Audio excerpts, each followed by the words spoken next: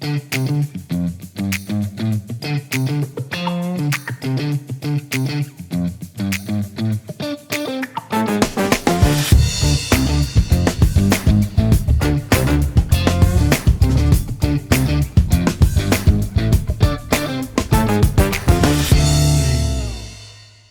of all, welcome, Dan, to our first ever Wirestorm podcast, Forecasting AV. I hope you had great holidays, that you enjoyed your holidays, and let me start by wishing you a happy new year. Thank you very much. It's a pleasure to be here. And yeah, just recovering from Christmas and New Year's. Drank and ate too much and ended the year how it should be ended. Yeah, that's great. We all did. So now it's a fresh start into January 2023. Absolutely. Okay, Dan, so yeah, as we know, ISE 2023 is right around the corner. Can you tell us a little bit what ISE is really about, and how excited are you for the event next month? I can't wait. It's actually this month. It starts on the True. 31st of It January. starts on it. So You're right. You're right. even more exciting. It starts this month. We're just about 2 weeks off moving on site and starting to make the magic happen. So from our side, we just want to get going now. This is the worst part, having to wait until it starts happening and the action takes place. So just to give you a quick overview of ISC and what we do, we are the leading global platform for Pro AV and integration technology. So we've been going on for around 20 years now. Our home was previously in Amsterdam every January, so a lot colder than Barcelona. We're quite happy to Yeah. be in Barcelona now, and we moved to Barcelona in 2021. Unfortunately, that was also when the pandemic was going on. So 2022, last year, was our first proper year in Barcelona. Um, to give you a quick overview, we have around 1,000 exhibitors at the show, all displaying new tech, new innovations, really exciting stuff, all the way from digital signage through to pro AV, audio, lighting and staging, and residential smart building technology. And one of the new big areas which we've grown over the last couple of years is education tech and unified comms, which is something we're quite excited about. Um, so yeah, to give you a quick overview, we are expecting around the show to be around 35% bigger than in 2022, and we're just really keen on getting there and getting started. We are excited as you are, and it sounds like a really promising event. So, as you mentioned, you're pretty excited about the event being in Barcelona as well. You mentioned last year it was for the first time being in Barcelona. What makes it, other than the weather that you just mentioned, what makes it such a great place to host this event? Why Barcelona is such a great place? Oh, have you ever been to Barcelona yourself? I personally have, but not for ISE. Well, in which case, you know what a beautiful, amazing city Barcelona is. It's got fantastic. Well, first of all, the food is amazing on top of the weather, but on top of that, the architecture and character of the city is amazing. The Fira Barcelona, the venue where we have the event itself, is a very old exhibition center. It's very accessible, but it's got such beautiful architecture throughout the entire building. The venue itself, it's very vibrant, it's easy to navigate, and is accessible. So you can get from the front of the venue, where we have the main entrance, the south access, all the way through to our demo rooms, and it's a 10-minute walk from the front to the back. So it's really easy to get around. We've got 8 exhibition halls this year, 8 technology Mhm. zones, and we're very keen on over the next couple of years, seeing how we can grow the event. Previously, we were in Amsterdam, and that's a bit of a labyrinth of a venue. And also, we couldn't really expand anymore because we'd Mm. outgrown the venue. So, the Fear of Barcelona is something where we can grow and we can turn into a bigger and better show as time goes on. That sounds great. And I mean, talking about growing, we all know that IAC is a very, very popular event in the industry.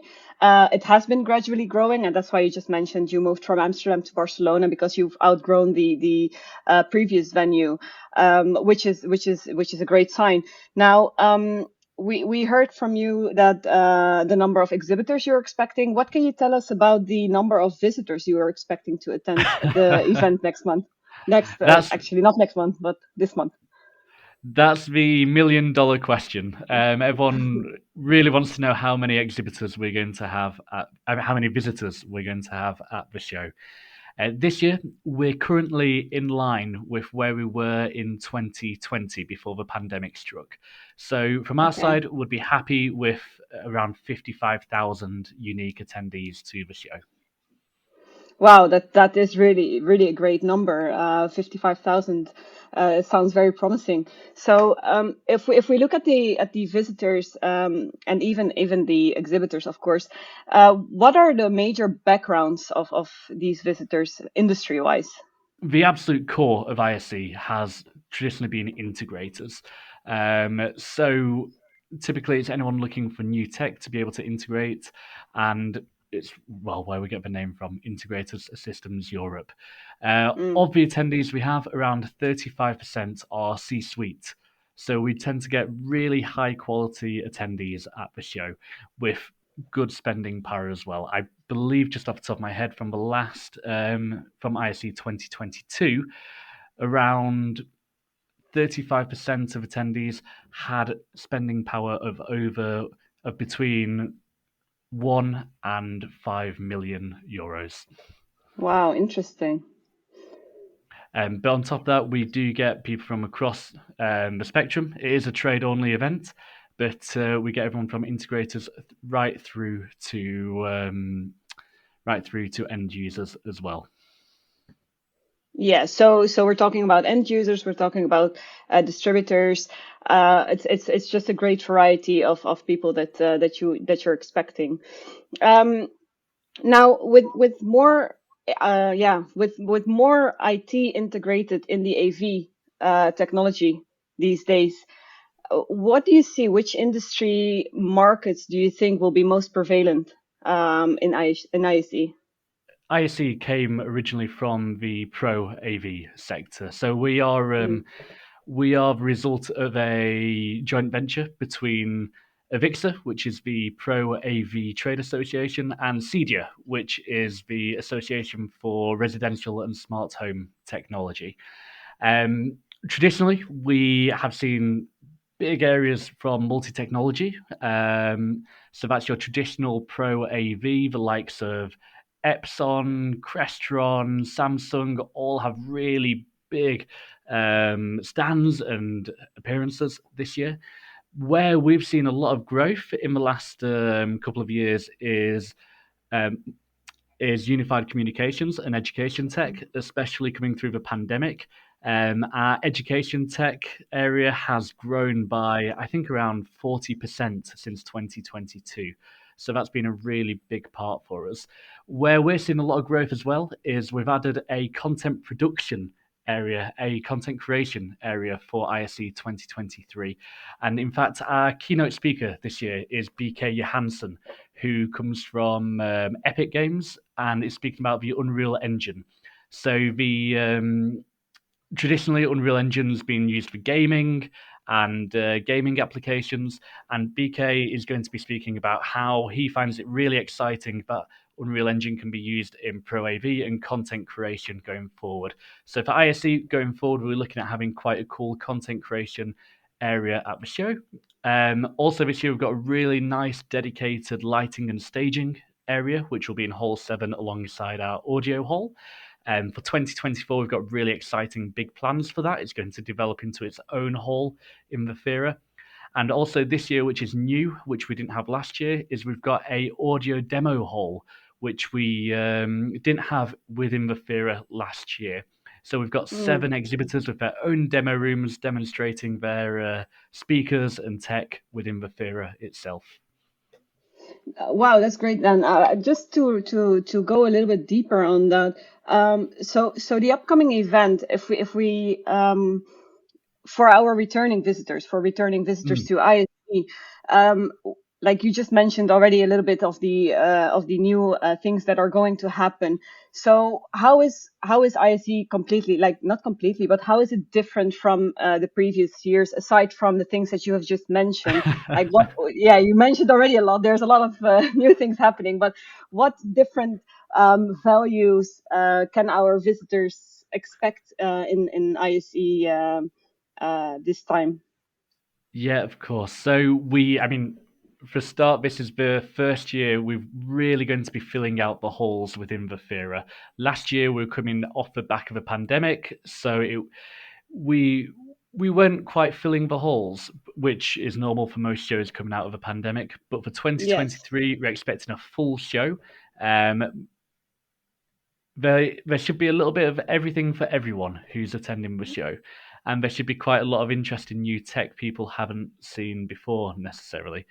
Um, from our side, we're quite excited about some of the collaborations we're working with. So, for example, TV3, we have a studio built within one of the halls to demonstrate how Pro AV can be used in content creation alongside TV3. Um, and also looking at what you can take out of it, we think that it should be a one-stop shop for to really kick off your entire year. That there should be enough for everyone at the show in order to come away with something new, something exciting, and something which they can walk away from ISE and say, "Wow, I've just seen this." And I'll take it with me into the rest of 2023. Absolutely, absolutely. We hope so. Yeah. So you just mentioned that that some major things happening in ISC are related to unified communications, the education industry.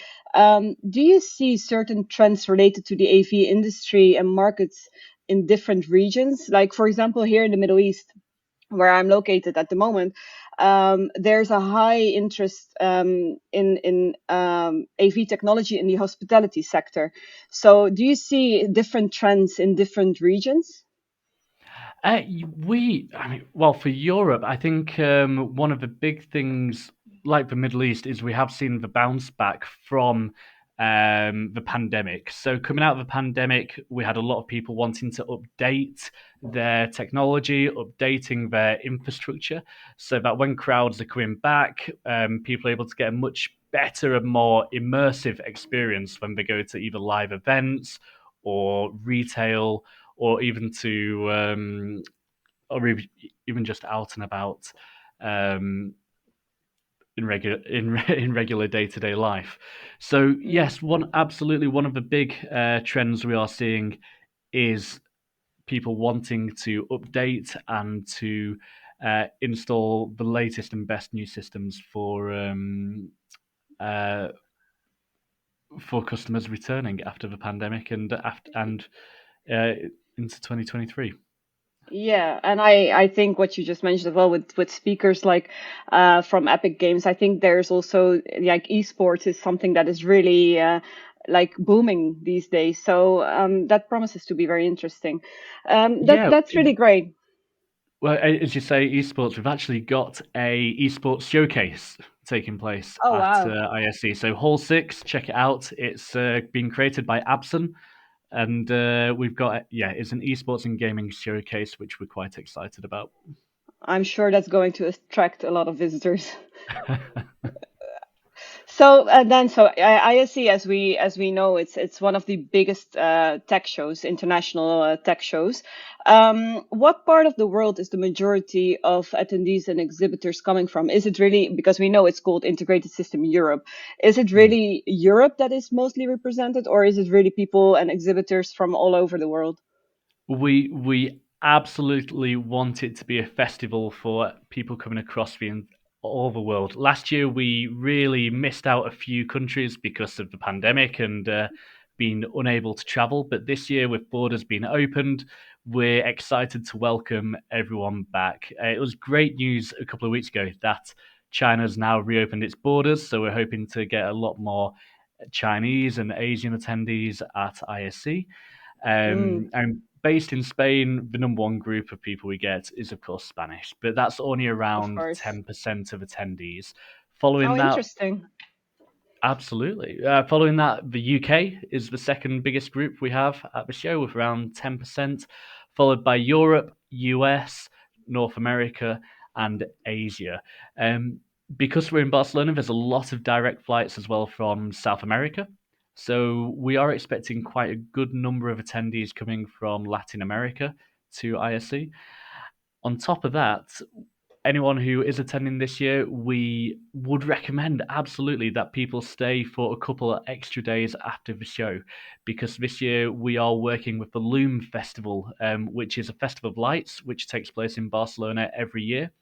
And what they've agreed is that from now on, they're going to have the event in conjunction with ISC. If you've not seen it before, give it a Google. It's spelled LLUM. And it's a really cool light show which goes on throughout Barcelona and uses a lot of the famous architecture and buildings in Barcelona to create a really unique, one of a kind festival. And that's the weekend after ISC, so you can make a really cool week of it. Cool. Yeah. I mean, I'm sure visitors and exhibitors alike are excited as you are and as we are to come to ISC. So actually, I want to know more about this. You're telling me that there's this festival going on. What other tips and tricks do you have for the people coming to Barcelona and flying in to do and visit in Barcelona outside of the conference and outside of the Uh, festival? well, obviously, ISC is the most important part of the week, but Barcelona itself, it's a really fun, cool city to be able to explore. So if you've not been before, add a couple of days either side to be able to check out a lot of the architecture and parts of the town which you necessarily might not see if you're just going to the exhibition. Myself, I'm a huge football fan. I My main hobby is going to as many football games as possible and trying to go to different stadiums. So if you're a sports fan, check out Camp Nou, which is the Barcelona stadium. Espanyol, Girona are also there. Architecture, famous for Gaudi. So check out the likes of the Casabaccio, um, do the Gaudi walks around the city. Absolutely amazing, stunning architecture. And then, of course, the most important thing is the food. Barcelona is known for its tapas. Check out some of the go on TripAdvisor. Check out some of the nice paella and tapas restaurants. Make sure you sample as much as you can, and it's worth just being able to have a few days to walk by the beach and check out the city itself. Yeah, those are really great recommendations. I'm sure the listeners are going to take some of these along with them. Okay, so we believe that 2023 is a gateway of the future for the AV industry. Do you think there's something special that we have to keep our eye on for the future of AV? Yeah. So one of the trends which I found quite interesting and I'm quite looking forward to is the future of virtual reality and augmented reality. We've got a few virtual reality studio producers at the show, which we're excited about. Alpha Light and Brainstorm will be having a theatre in Hall 6, which is worth checking out. Also, Disguise do a lot of virtual reality studios, really cool technology, which honestly, I've got no idea how they create such cool tech, but it's amazing to see in action. They're going to have their own studio on their stand in Hall 5. You have to check it out. It's super cool. I'm really excited by the prospect of where VR is going next. We are excited as well, and I'm sure the listeners are excited. Whoever probably was still doubting to go to IEC probably will make up his mind now. I'd like to add as well that we are very proud as Wirestorm to be a bronze sponsor this year for IEC. And we are looking forward to see our listeners there. We'd like to invite everyone to join the event, to come to Barcelona and to visit our booth from the 31st of Jan till the 3rd of Feb. We are located in Hall 3. Our booth number is 3Q725. So we hope to see everyone there. Finally, I would like to thank you so much, Dan, for joining us today on our podcast. It was really a pleasure to hear your excitement and to see what's going to happen in ISE this year. And we are looking forward to see you. We hope that we will see you there in real life. Yeah, I can't wait, and hopefully we'll be able to have a sangria or two in Barcelona when I see you. Yeah, with a paella on the side. Sounds ideal. I'm looking forward to it. Thank you, Dan, and have a good rest of the day. Thanks so much. Take care. Take care.